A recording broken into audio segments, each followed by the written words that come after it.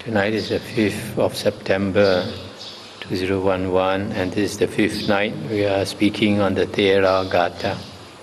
Tonight we come to the group of 16 verses, 673, Anya Kondanya. Anya Kondanya was the first disciple of the Buddha who attained Aryahood. He attained the stream entry, the first of the 5 monks to attain stream entry. 673. Having heard the Dhamma of great flavor, I have more faith. Absence of passion, completely without grasping, has been taught as the Dhamma. 674. There are many paintings in the world. In this earth's circumference, they disturb imaginings, I think, which are pleasant and concerned with desire. 675. Just as a rain cloud would settle dust raised by the wind, so imaginings come to rest when one sees with wisdom. 676. When one sees with wisdom that all constituent elements are impermanent, then one becomes indifferent to pain. This is the way to purity. 677. When one sees with wisdom that all constituent elements are painful, then one becomes indifferent to pain. This is the way to purity. 678. When one sees with wisdom that all phenomena are non-self, then one becomes indifferent to pain. This is the way to purity. 679. The elder who was enlightened in succession to the Buddha, Kondanya, strong in energy, with birth and death eliminated, is perfected in living the holy life. 680. There are floods and a snare, a strong stake, a mountain hard to tear asunder, cutting the stake and the snare, breaking the mountain which was hard to break. Having crossed, gone to the far shore, the meditator is released from Mara's bond. 681. The conceited and vain monk, because of evil friends, sinks down in the great flood, overwhelmed by the wave. 682. If he were not conceited, not vain, zealous, with faculties restrained, with good friends, prudent, he would put an end to pain. 683. Here is a man with limbs like the knots of the kala plant, thin, with his veins showing, knowing moderation in food and drink, with undaunted spirit. 684. Tormented by gnats and mosquitoes in the forest, in the great wood, like an elephant in the van of the battle, one should endure there mindful. 685. I do not long for death, I do not long for life, but I await my time, as a servant his wages. 686. I do not long for death, I do not long for life, but I await my time, attentive and mindful. 687. The teacher has been waited on by me. The Buddha's teaching has been done. The heavy load has been put down. That which leads to renewed existence has been rooted out. 688. I have attained that goal for which I went forth from the home to the homeless state. What have I to do with living in a thicket? Udain 689. A man fully enlightened, self-tamed, concentrated, proceeding to the way of holiness, delighting in the calming of the mind. 690. Whom men revere as having reached the far shore of all phenomena. Him even the Devas revere. So have I heard from the Arahant. 691. Having passed beyond all fetters, come from the wood of desire to the non-wood, delighting in the renunciation of sensual pleasures, released like gold from stone. 692.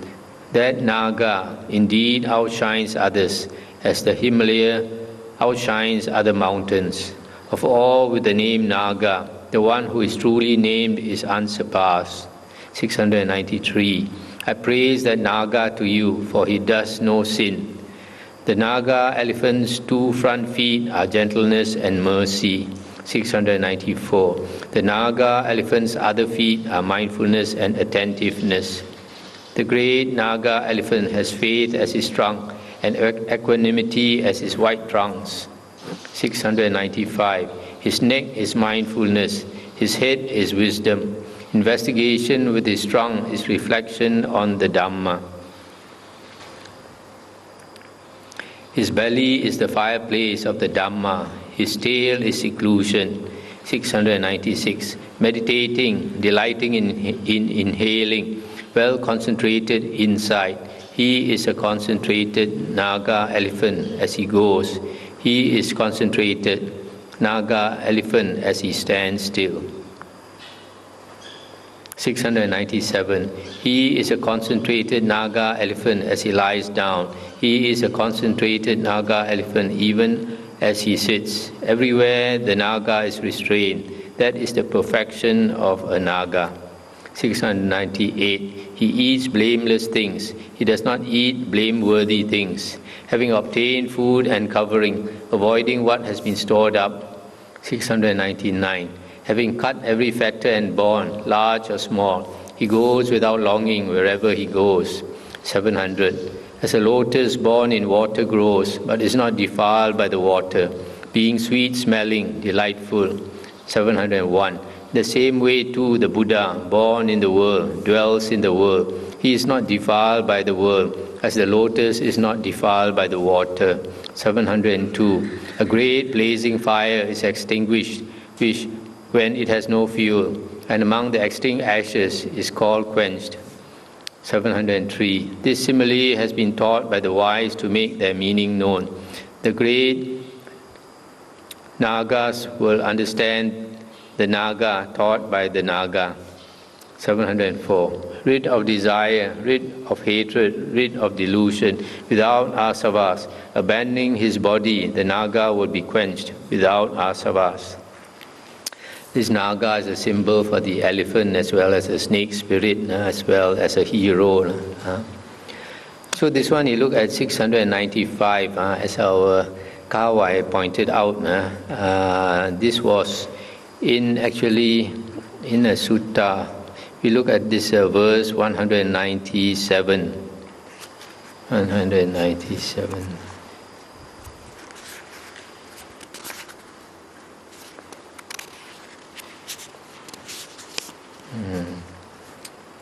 We find in the Anguttara Nikaya, Sutta 6.43, it also mentions about this elephant. So like this verse 197, putting over my shoulder a robe the color of mango sprouts, seated on an elephant's neck, I entered a village to beg. This seated on an elephant's neck, we look at 695, his neck is mindfulness. So when he's sitting on the elephant's neck, it means he is mindful. Mindful, he entered the village to beg. And then he descended from the elephant's shoulder, that means he lost his mindfulness. Then he felt great agitation, this 198. I was agitated, then calm.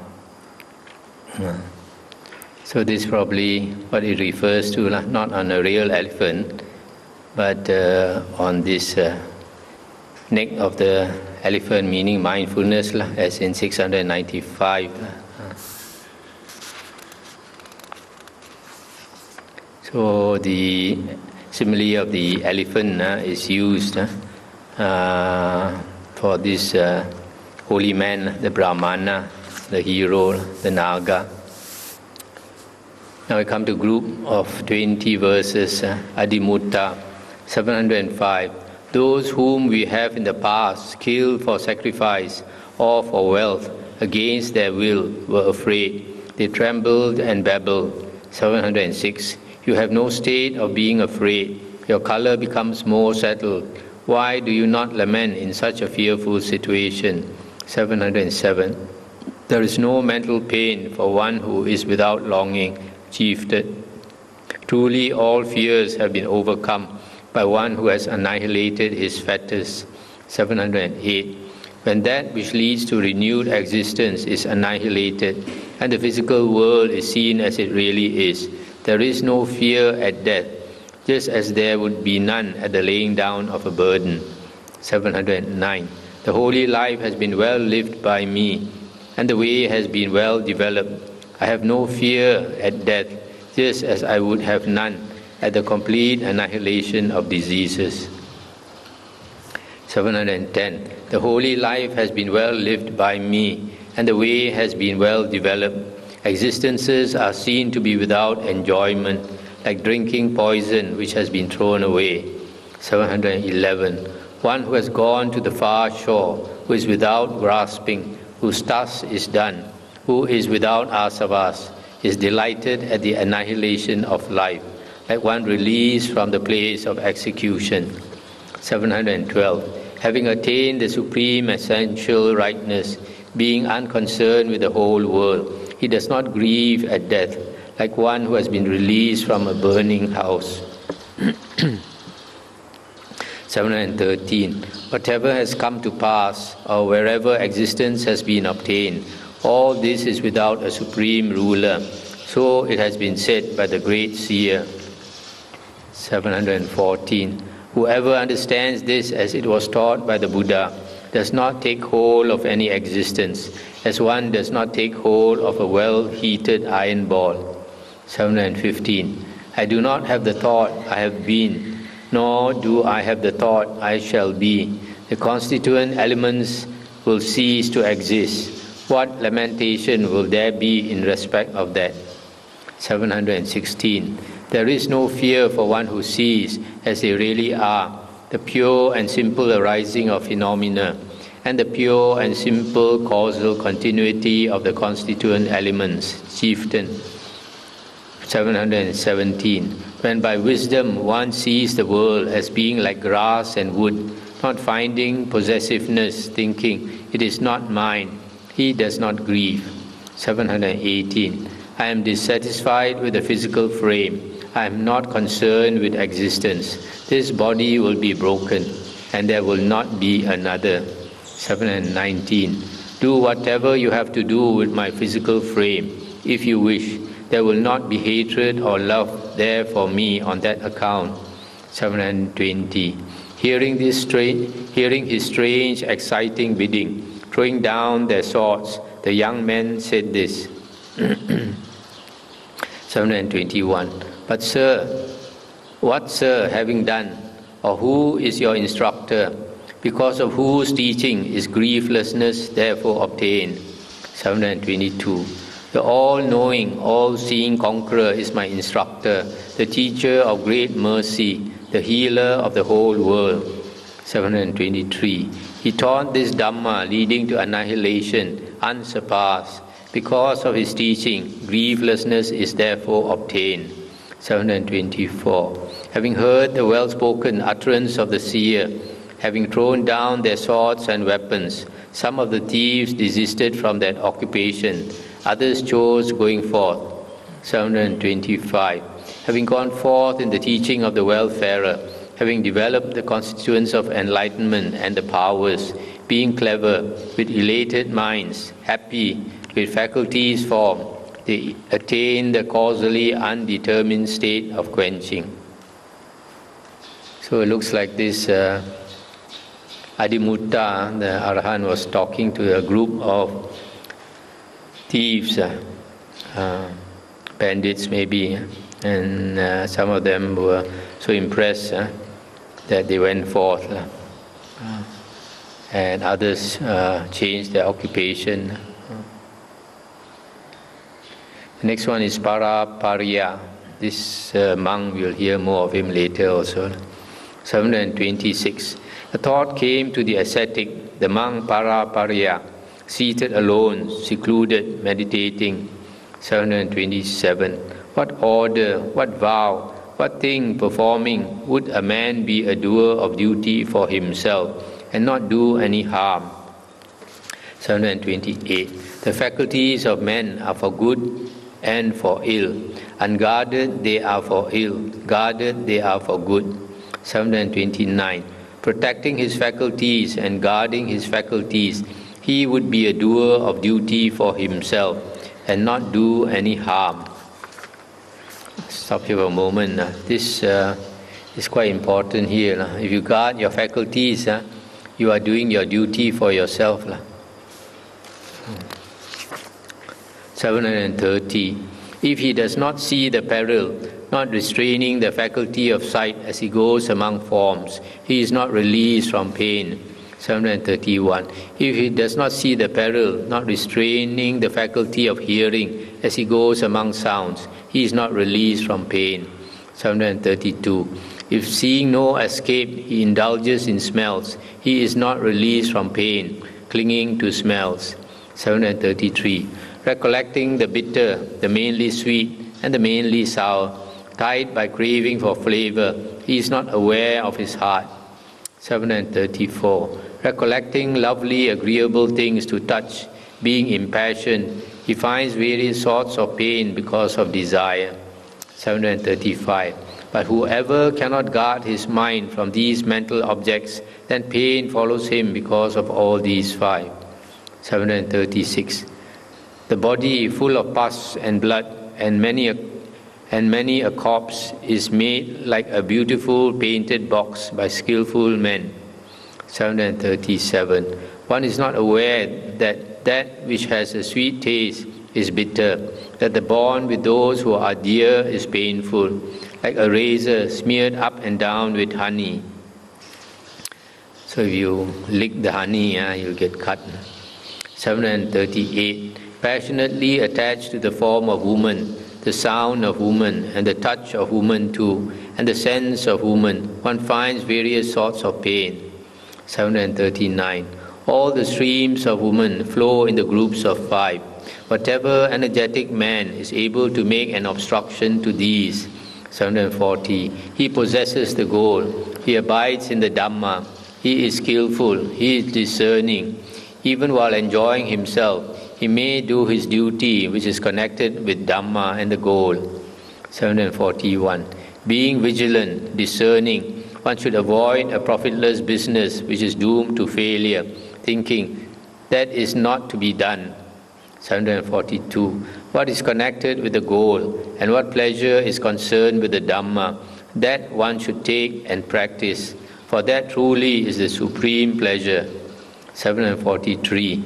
He wishes to win possessions from others by various means, who, having killed, beaten, and caused to grief, plunders others of their possessions by violence.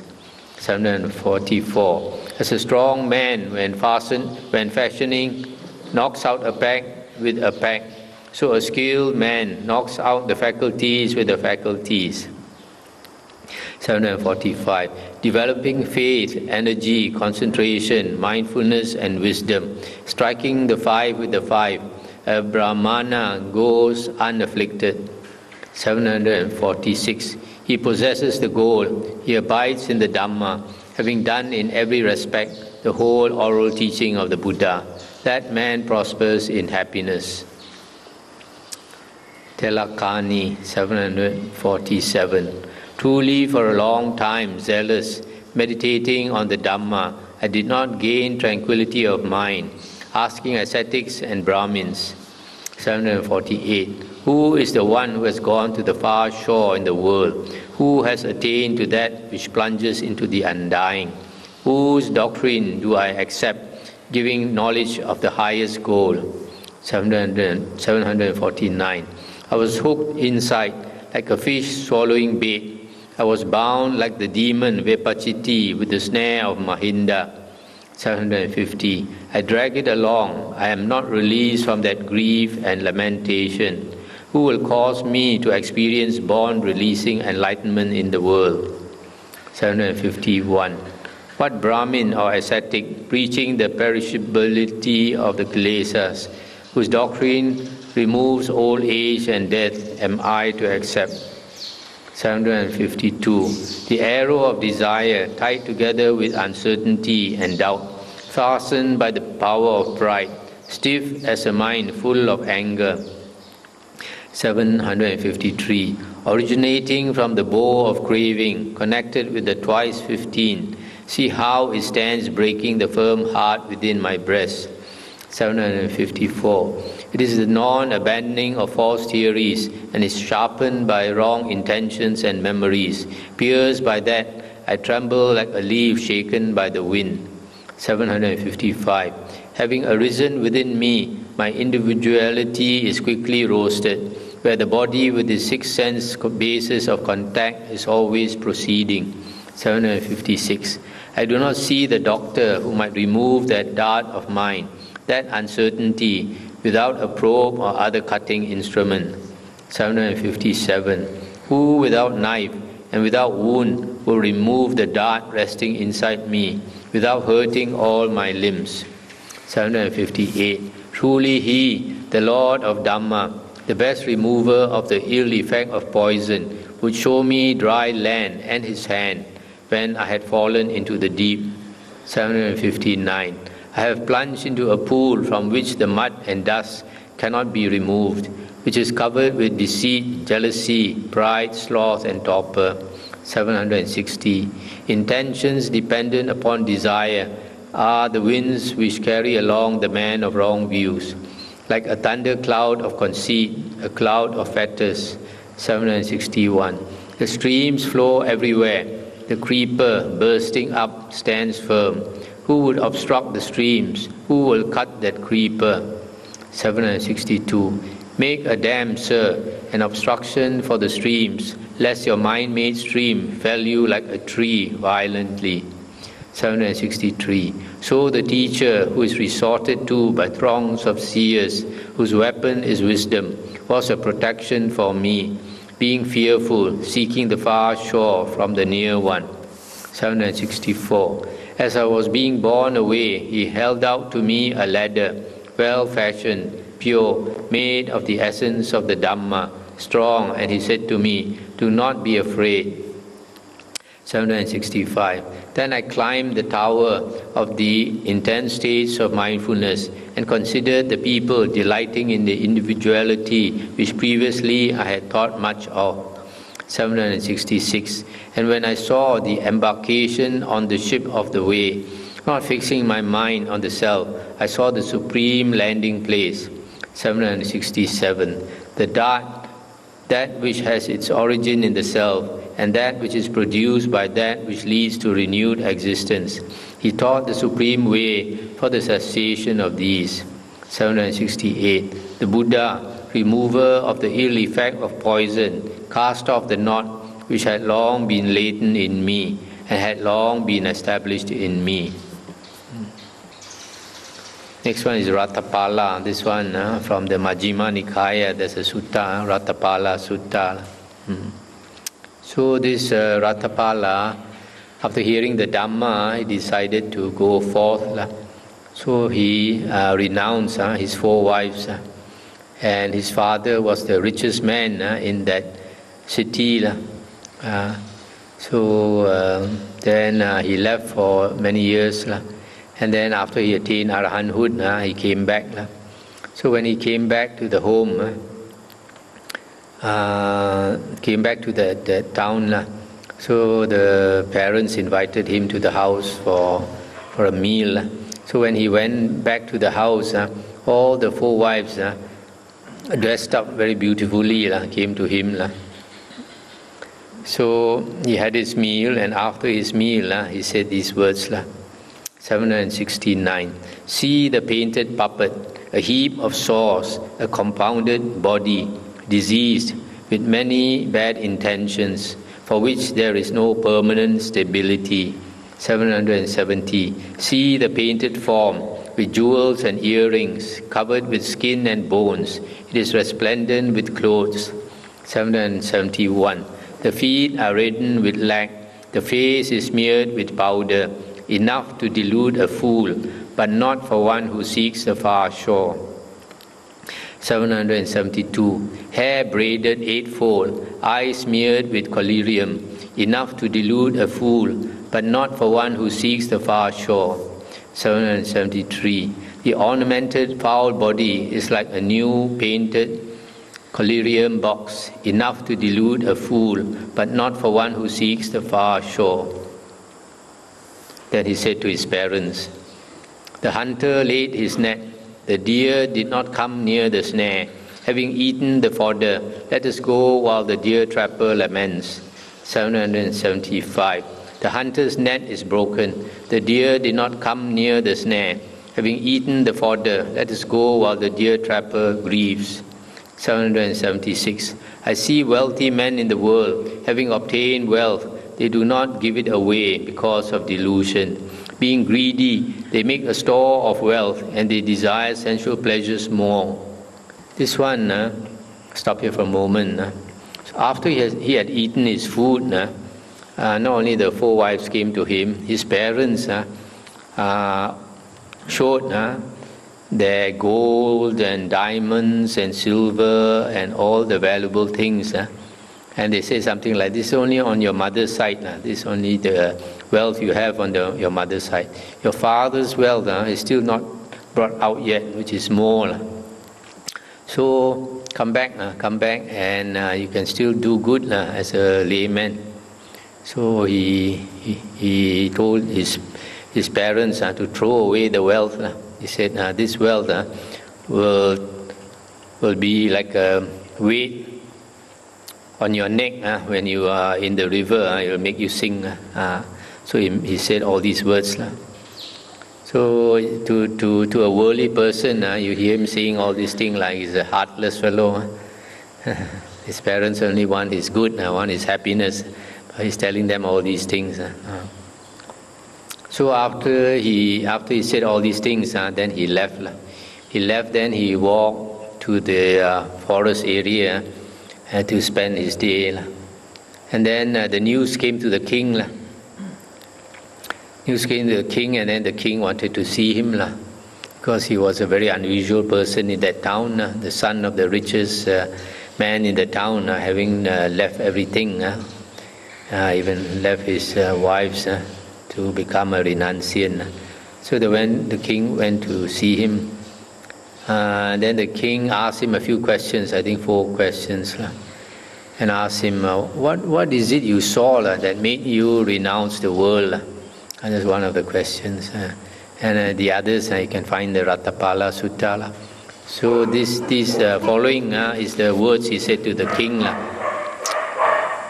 A king, 777, a king who, having taken possession of the earth, having conquered the sea-girt earth, inhabiting this shore of the sea, is unsatisfied, would desire the far shore of the sea. In other words, our greed can never be satisfied. 778. Kings and many other men come to their death, not rid of their craving. As though lacking something, they give up the body, for there is no satisfaction in the world from sensual pleasures. 779. Kinsmen bewail him, their head is heavy, and they say, alas, truly they are not mortal. They are not immortal. Having carried him out dressed in a shroud, having built a pyre, they burn him there.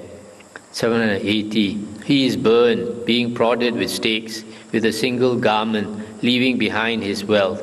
As he dies, neither kinsmen nor friends nor companions are a protection. 781. Heirs take his wealth, but a creature goes in accordance with his actions or karma. Wealth does not follow a dying man, nor do children, nor wife, nor wealth, nor kingdom. 782.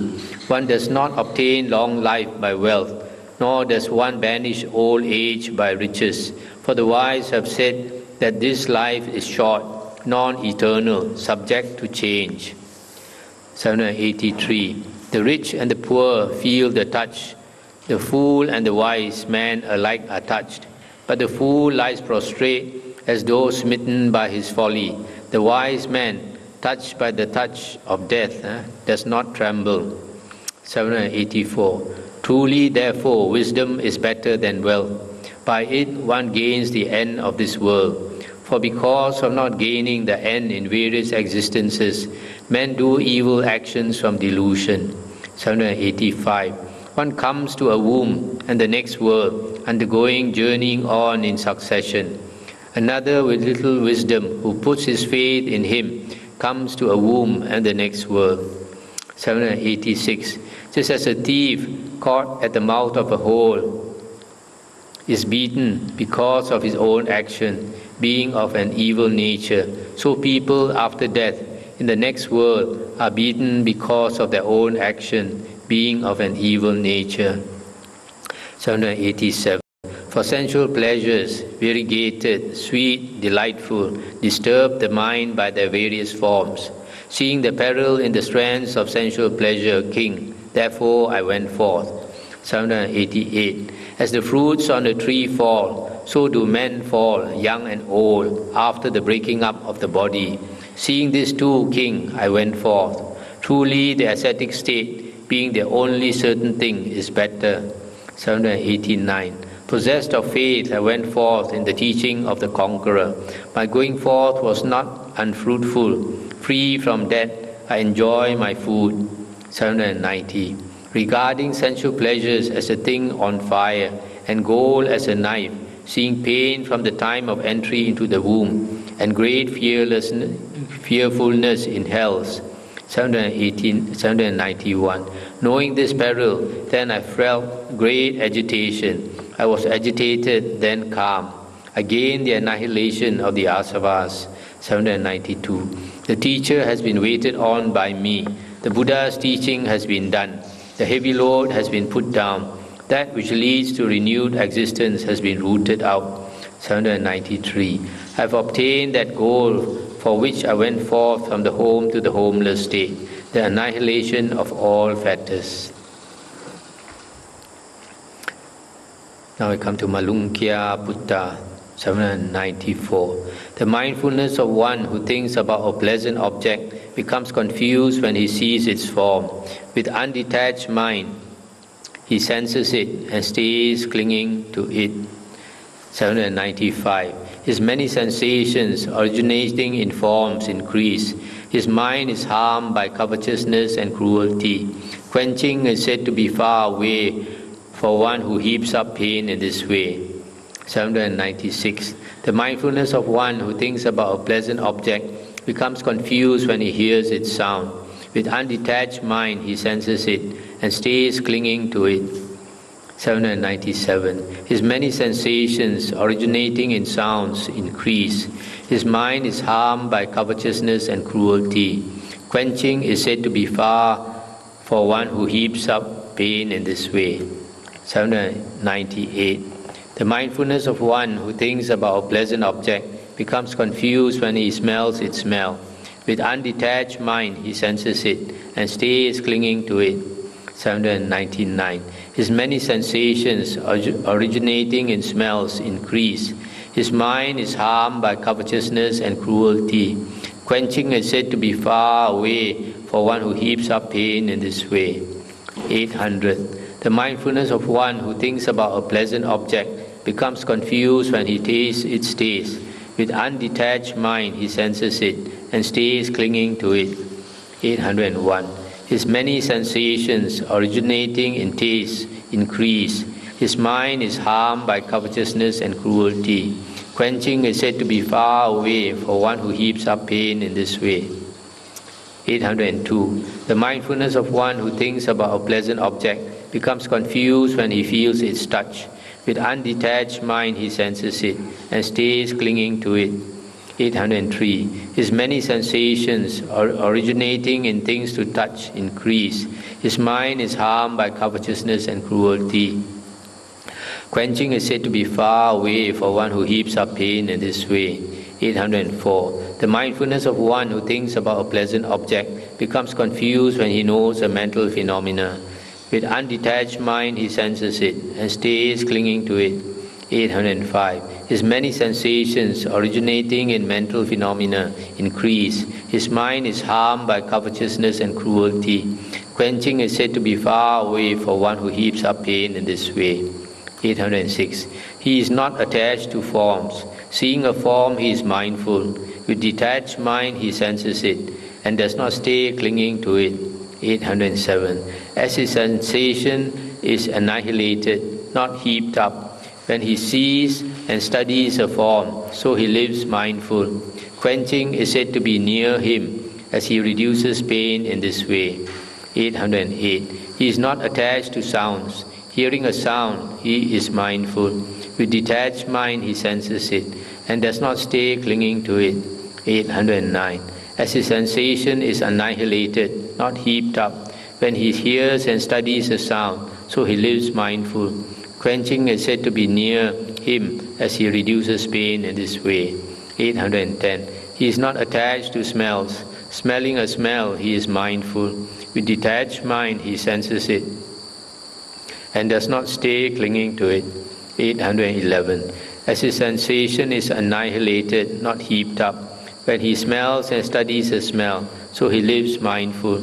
Quenching is said to be near him, as he reduces pain in this way. 812. He is not attached to taste. Tasting a taste, he is mindful. With detached mind, he senses it, and does not stay clinging to it. 813. As his sensation is annihilated, not heaped up, when he tastes and studies a taste, so he lives mindful. Quenching is said to be near him, as he reduces pain in this way. 814.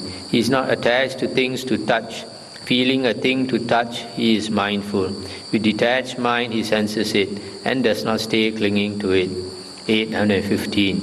As his sensation is annihilated, not heaped up, when he feels and studies a thing to touch, so he lives mindful. Quenching is said to be near him, as he reduces pain in this way. 816. He is not attached to mental phenomena. Knowing a mental phenomenon, he is mindful.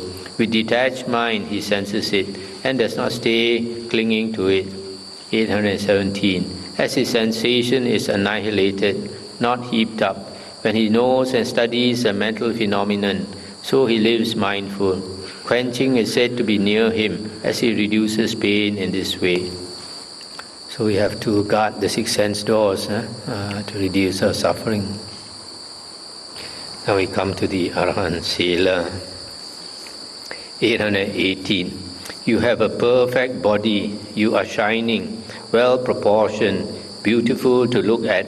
You are golden colored, blessed one. You have very white teeth. You are energetic. 819. For the minor distinguishing marks of a well-proportioned man, all the marks of a great man are in your body. 820. You have clear eyes, a round face. You are large, straight, splendid. In the middle of the Sangha of ascetics, you shine like the sun. 821. A monk with skin like gold is good to look at, but what do you want with the ascetic state when you have such excellence of color? 822. You ought to be a king, a wheel-rolling monarch, a bull among heroes, possessing the whole world, a conqueror, the lord of Jambusanda. 823. Warriors and minor kings and kings are your vassals. You are king of kings and lord of men. Rule, Gotama. Stop here for a moment. The Sela is a Brahmin. He brought his, 30 disciples to see the Buddha. And he saw that the Buddha has these marks of a great man and asked the Buddha to be a king. Here we find one of the few places, a little description of the Buddha's face. You see, you have clear eyes, a round face. So Buddha has a round face. And he is large and straight and splendid. I think it's the first time I see somewhere. You don't find in the other suttas, they say Buddha has a round face. So the Buddha replied, 824, I am a king, Sela, an unsurpassed Dhamma king.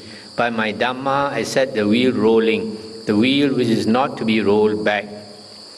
And this Sela said, 825, you profess to be enlightened, an unsurpassed Dhamma king. You say, Gotama, by my Dhamma I set the wheel rolling. 826. But who is the Lord's captain? Who is the disciple who is successor to the teacher? Who keeps this wheel rolling that has been set rolling by you?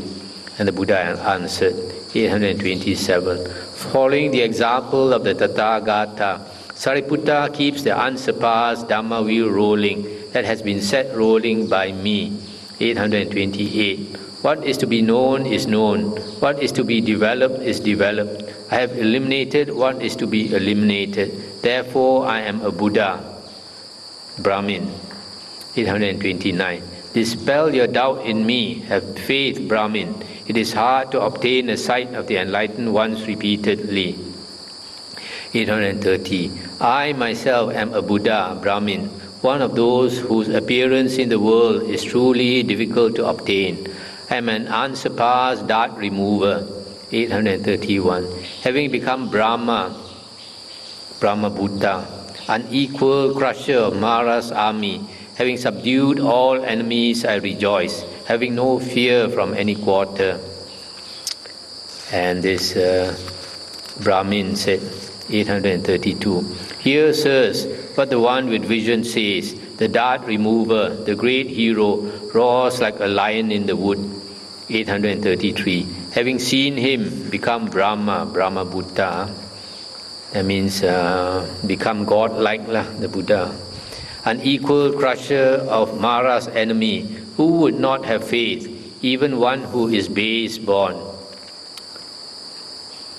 834. Let him who wishes follow me, or let him who does not wish go. Here I shall go forth in the presence of the one of excellent wisdom. And his 300 disciples said, 835. If this teaching of the fully enlightened one is pleasing to your honor, we too shall go forth in the presence of the one of excellent wisdom. And then this Sela said, 836. These 300 Brahmins asked with cupped hands, shall we practice the holy life in your presence, Blessed One? And the Buddha said, 837. The holy life is well proclaimed. It is instantaneous, immediate. Wherefore, going forth is not in vain for a vigilant one who trains himself. And then, after 8 days, after 7 days, they came to see the Buddha, his Brahmins. 838. This is the 8th day since we went to you as a refuge, one with vision. In 7 days we have been tamed in your teaching, Blessed One. 839. You are the Buddha, you are the teacher, you are the sage who overcame Mara. You, cutting off the latent tendencies, have crossed. Bring these people across. 840. You have crossed over the basis of rebirth. You have torn the asavas asunder. Without grasping, you have eliminated fear and dread like a lion. 841. These 300 monks stand with cupped hands. Stretch out your feet, hero. Let the great beings pay homage to the teacher's feet. So it looks like these 300 Brahmins, they also became enlightened in 7 days.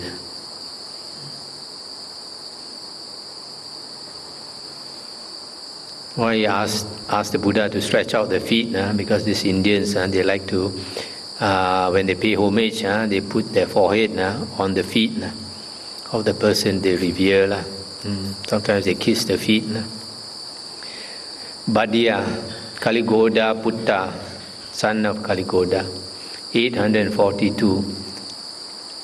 The soft clothes which were worn by me then, riding on an elephant's neck, the rice gruel, the sauce for pure flesh eaten did not make me happy. And this one is a real elephant, not the mindfulness. 843. Now fortunate, persevering, delighting in whatever scraps come into his alms bowl. Bhaddiya, son of Goda, meditates without grasping. 844. Wearing rags, persevering, delighting in whatever scraps come into his alms bowl. Bhaddiya, son of Goda, meditates without grasping. 845. Living on alms food, persevering, delighting in whatever scraps come into his alms bowl. Bhaddiya, son of Goda, meditates without grasping. 846. Wearing the triple robe, persevering, delighting in whatever scraps come into his alms bowl. Bhaddiya, son of Goda, meditates without grasping. 847. Going on a begging round of every house without exception, persevering, delighting in whatever scraps come into his alms bowl. Badya, son of Goda, meditates without grasping. 848. Sitting alone, persevering, delighting in whatever scraps come into his alms bowl. Badya, son of Goda, meditates without grasping. 849. Eating one bowlful only, persevering, delighting in whatever scraps come into his alms bowl. Badya, son of Goda, meditates without grasping. 850. Never eating after time, persevering, delighting in whatever scraps come into his alms bowl. Badya, son of Goda, meditates without grasping. 851. Living in the forest, persevering, delighting in whatever scraps come into his alms bowl. Badya, son of Goda, meditates without grasping. 852. Living at the foot of a tree, persevering, delighting in whatever scraps come into his alms bowl. Badya, son of Goda, meditates without grasping. 853. Living in the open air, persevering, delighting in whatever scraps come into his alms bowl. Badya, son of Goda, meditates without grasping. 854. Living in a cemetery, persevering, delighting in whatever scraps come into his alms bowl. Badya, son of Goda, meditates without grasping. 855. Accepting whatever seed is offered, persevering, delighting in whatever scraps come into his alms bowl. Badya, son of Goda, meditates without grasping. 856. Remaining in a sitting position, persevering, delighting in whatever scraps come into his alms bowl. Badya, son of Goda, meditates without grasping. So looks like he's another monk who sleeps or takes his rest in the sitting position, not lying down. 857. Desiring little, persevering, delighting in whatever scraps come into his alms bowl. Badya, son of Goda, meditates without grasping. 858. Satisfied, persevering, delighting in whatever scraps come into his alms bowl. Badya, son of Goda, meditates without grasping. 859. Secluded, persevering, delighting in whatever scraps come into his alms bowl. Badya, son of Goda, meditates without grasping. 860. Not living in company, persevering, delighting in whatever scraps come into his alms bowl. Badya, son of Goda, meditates without grasping. 861. Putting forth energy, persevering, delighting in whatever scraps come into his alms bowl. Badya, son of Goda, meditates without grasping. 862. Giving up a costly bronze bowl and a valuable golden one, I took an earthenware bowl. This is my second consecration. 863. Guarded by men who had their swords in hand, I dwelt trembling in a city with high circling walls and strong battlements and gateways. 864. Today fortunate, not fearful, with fear and dread eliminated. Badya, son of Goda, meditates having plunged into the wood. 865. Standing firm in the body of morality, developing mindfulness and wisdom, in due course I attain the annihilation of all fetters. This Badya should be, Badya Kaligoda should be the chief of the Sakyans. This chief of the Sakyans, when he stayed in his city, he had these bodyguards always protecting him. These chieftains, they're always afraid. Somebody wants to take their place, become the next chieftain, will kill him. So daytime also, everywhere he goes, he has his bodyguards with swords following him. And at night when he sleeps also, around the house also, a lot of bodyguards looking after him. In spite of all the bodyguards, every day and night he was afraid of being killed. But after he renounced, I think within the first Vasa,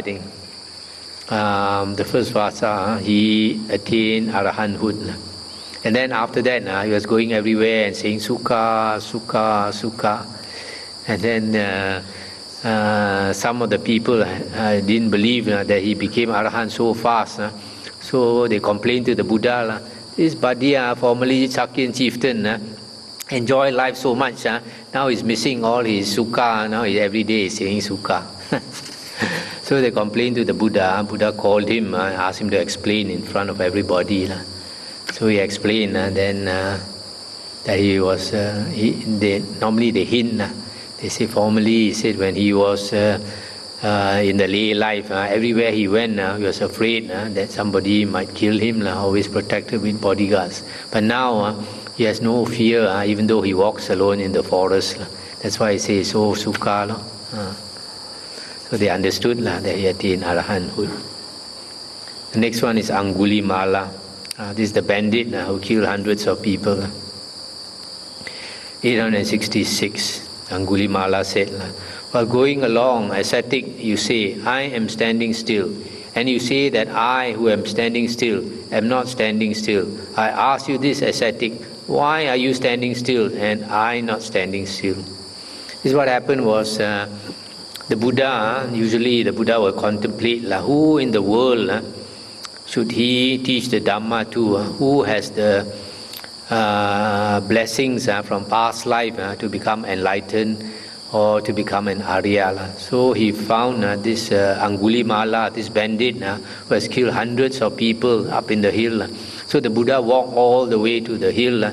Along the way, a lot of people tried to stop him, told him not to go there. This bandit, Angulimala, has killed so many people. The Buddha just kept on walking. So when the Buddha came to where Angulimala was, the Buddha kept walking. And this Angulimala thought, he's a person easy to kill. He's got no weapons on him. So he came from behind, running very fast. This Angulimala is supposed to be very strong. So this Angulimala at that time must be quite young, and he's supposed to be so strong, he could run as fast as a horse. So he came from behind, running behind the Buddha, wanted to kill the Buddha. But the more he ran, he didn't seem to go any nearer to the Buddha. The Buddha used the psychic powers. So he could not go near the Buddha at all until he was tired, and then he told the Buddha to stop. Stop, ascetic, stop. Then the Buddha turned around and told him, I have stopped, but you have not stopped. So he was puzzled, so that's why he asked the Buddha.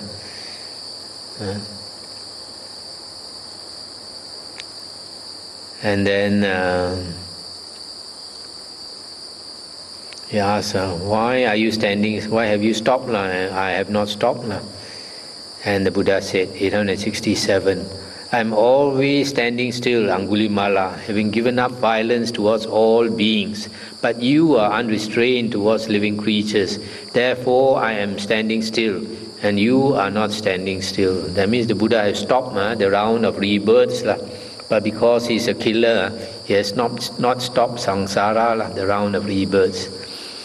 And then Angulimala said, 868, truly it is a long time since a great seer, an ascetic, honored by me, entered the great wood. Having heard your righteous verse, I shall abandon my numerous evils. 869. With these words, the robber hurled his sword and other weapons down a hole, a precipice, a chasm. The robber paid homage to the wayfarer's feet. On that very spot, he asked the Buddha for admission into the Sangha. 870.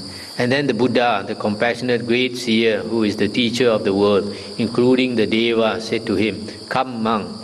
This in itself was monk status for him. 871. But he who formerly, being indolent, was afterwards not indolent, illuminates this world like the moon released from a cloud. 872. He whose evilly done action is blocked off by a good action illuminates this world like the moon released from a cloud. 873. The young monk who applies himself to the Buddha's teaching illuminates this world like the moon released from the cloud. 874. Let even my enemies hear a discourse on the Dhamma. Let even my enemies apply themselves to the Buddha's teaching. Let even my enemies consort with those men who, being good, cause others to accept the Dhamma. 875. Let my enemies hear the Dhamma from time to time from those who speak about forbearance and praise peaceableness, and let them act in conformity with it. 876.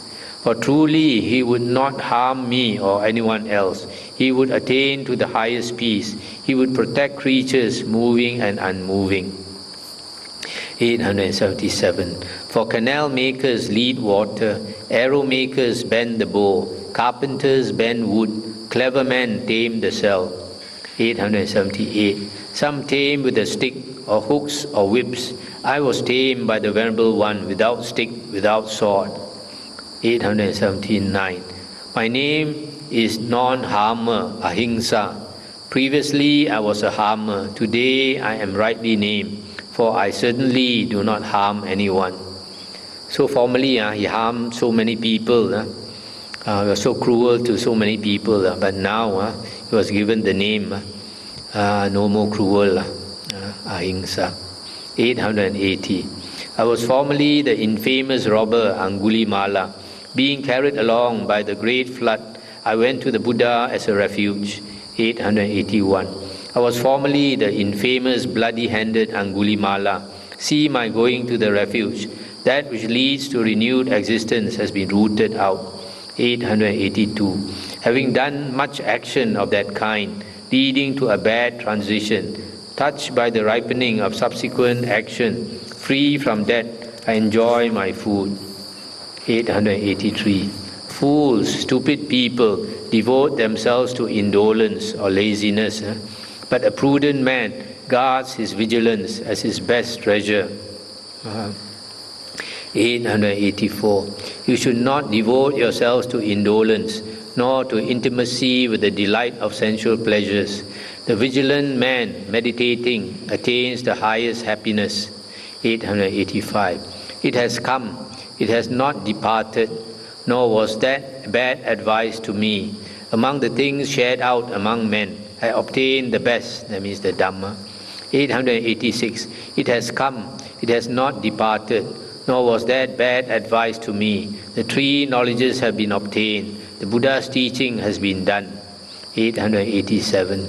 Either in the forest at the foot of a tree, or in the mountains in caves, here and there I stood then with agitated mind. 888. But now I lie down happily, I stand happily, I live my life happily, beyond Mara's reach. I was pitied by the teacher. 889. Formerly I was of Brahmin stock, high-born on both sides. Now I am the son of the welfarer, the Dhamma king, the teacher. All the monks are called Sakya Putta, sons of the Sakyan. 890. I am rid of craving, without grasping, with sense doors guarded, well restrained. Having rejected the root of evil, I have attained the annihilation of the asavas. 891. The teacher has been waited on by me. The Buddha's teaching has been done. The heavy load has been put down. That which leads to renewed existence has been rooted out. The next one is the famous Anuruddha. I think we stop here. Anything to discuss?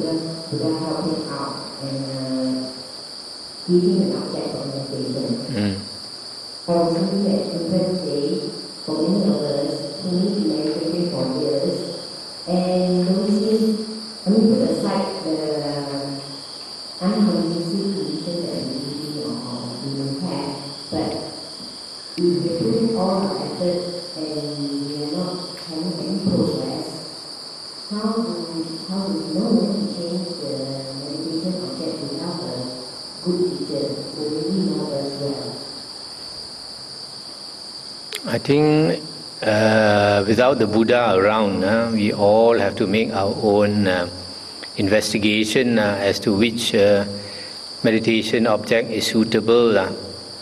But the problem is a lot of people, due to pride, they don't want to change their object because they think other people can practice Anapanasati. I should also be able to practice Anapanasati. But the fact is that there are many people with a very disturbed mind, and it's partly because a lot of people want to get knowledge. The more knowledge you put into your brain, the less you can meditate. You have to throw aside a lot of the things that are not necessary. So we know that there are certain types of meditation the Buddha taught. So we should investigate those few. One is Anapanasati, which is actually a difficult object unless you live alone in a cave or something. Then another one is the 32 parts of the body. This one actually is a easier object to practice. But then for a lot of people to want to learn the 32, to memorize the 32 parts, they think it's too much trouble. That's why I ask them to chant like Namo Buddhaya. Now chanting Namo Buddhaya, the problem is a lot of people think it's like elementary school. Say they don't want to practice it. But actually it is good to at least start with that to calm your mind a bit. And the other thing is you have to remember meditation. If you want to calm your mind, you don't do it only when you are sitting down with other people. All the time you should try to calm the mind. That's why I say the chanting is useful. When you are not sitting in meditation, also you can chant. You walk, also you can chant. Sit in the car, also you can chant. You chant in your mind, nobody knows. So this to calm the mind, we have to use effort all the time. You find in the suttas, the Buddha's disciples, they practice day and they practice night to the extent that at night they don't even sleep. In other words, they are trying to maintain their mindfulness 24 hours a day. That is a real meditation. All the time we should try to maintain our mindfulness, unless like we are too tired at night, then you fall asleep. That's because we haven't come to the stage where we are able to keep awake 24 hours a day. And if you are not up to that standard, you try to practice it, you might have a mental breakdown. So you have to know yourself. The other day we saw this interesting DVD about sleep.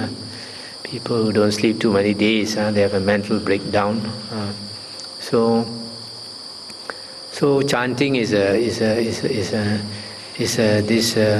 method that I teach. The third method I teach, if you notice on my talks, is the meditation on the self. This meditation on the self is basically what is taught in Jnana Yoga and also in Zen Buddhism. The Kong An Wo Shi say, who am I? This one, there are some teachers, like last time I learned from my Mahayana teacher, he was not able to teach the correct way. So the way some of those Mahayana monks teach is that you just ask yourself this question, who am I? But it's not asking yourself, it's not the way. It's actually to keep in mind that I. It's not the who. Who am I? People sometimes they put their attention on the who, and who, and who, and who. They keep on who, but they make no progress. But actually, you should put your attention on that I. Just be aware of that I. You can ask yourself, who is this I? Then you think for a moment, one day this human body is going to fall sick and age and die. And one day this body will turn into a corpse. That time, who is that I? So you will realize even now, imagine for a moment that you don't have a body, and you ask yourself, who am I? with your eyes closed and you imagine you don't have a body, and you still have an eye. Why? Because as long as you have a knowing mind, you have a consciousness and awareness, you will naturally think I exist. So that I actually is in that knowing. So you just stay with that knowing. You just either investigate that knowing, or you just tell yourself, I am here. I am here. As long as the I is here, the mind won't run away. Every time you have a stray thought and the mind runs away, you forget that you are here, You are following your thoughts. You forget that you are sitting here trying to meditate. But the moment you remember I am here, you come back to yourself, you come back to your mind. You have not strayed away. So as long as you are aware I am here all the time, you will never have a stray thought. Your mind will be focused. So you keep practicing this. I am here, or just that I, just awareness, just knowing that awareness, just knowing that knowing. This is what in Zen Buddhism they say, to use reverse your mirror and see your original face. A lot of these things in Zen, they have all these sayings which seem to be very strange and hard to understand. But when it's explained to you, then you find it's not difficult at all. It's very simple. So we just know the knowing, and then you keep doing that. Your mind slowly will become one-pointed. So this is another meditation actually, which is very simple. I mean, it's not hard to practice because you're just aware of yourself, just aware of your knowing mind, just aware of your consciousness. That's all. So these are the three methods that I teach. But you may find others in the Visuddhimagga and all that. So the Buddha says in the Satipatthana Samyutta that the simile of the cook, when he cooks for the king, he must know the king's taste, whether the king prefers sour food or sweet or hot chili or salty or whatever. So in the same way, we have to investigate what object of meditation is suitable for your mind. What object of meditation your mind can easily take a liking to and calm down. So you have to find out for yourself. Even if the Buddha was around, the Buddha is not going to make himself busy and telling everybody what is your method of meditation. You have to find out yourself. The Buddha wants to stay in samadhi. Just like one of the suttas in the Samyutta Nikaya, where a monk was practicing alone in the forest, and he was not practicing very hard. So the Deva came to advise him to put more energy. And then he appreciated it, he thanked the Deva. Then he told the Deva, next time I'm careless, I'm lazy, please remind me. And the Deva scolded him, who do you think you are? I'm not your servant, I'm not your worker. So we have to take care of ourselves and don't expect somebody to advise us all the time. That's why the Buddha always says, be a lamb unto yourself, be a refuge unto yourself with no other refuge. Take the Dhamma as your lamb, take the Dhamma as your refuge with no other refuge. Okay?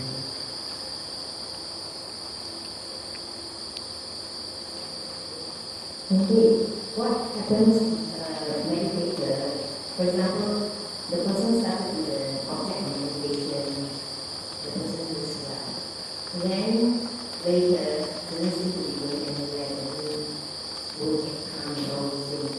This does the person have to, and this is after practice, it's no more the meditation after, it's no more the meditation. So that's where we need to investigate the practice that is in our practice.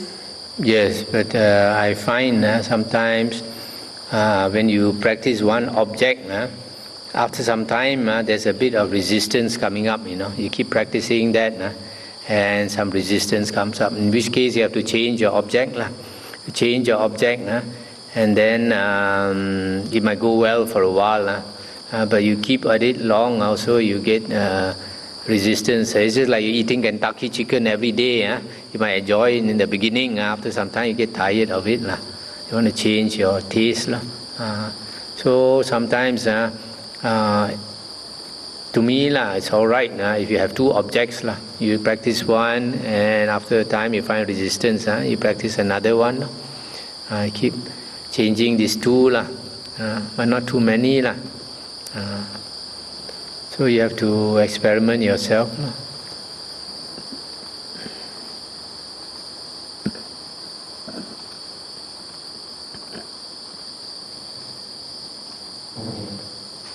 But you said before that chanting can probably lead to first jhana, but not the second jhana. What is the rationale behind? Because I mean, after entering first jhana, then you no longer pay attention to the You only pay attention to the sukha. Then anything can lead you to jhana. Then it should also lead you to second jhana. That's true.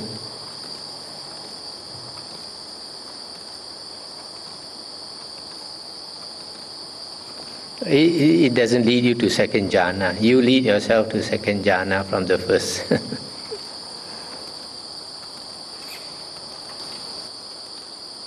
Okay, shall we end here?